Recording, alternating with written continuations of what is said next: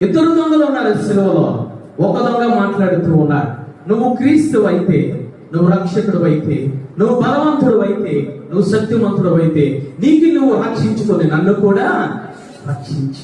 సమస్తము తెలుసు, యేసయ్య ప్రాణత్యాగము తెలుసు, యేసయ్య గాయములు తెలుసు, గాయం నుంచి కారుతున్న రక్త బిందువులు తెలుసు, ఆయన ఈ లోకములకు వచ్చిన ఆ గొర్రె పిల్లను తెలుసు. అందరిని క్షమించారన్న పదము కూడా విన్నాడు.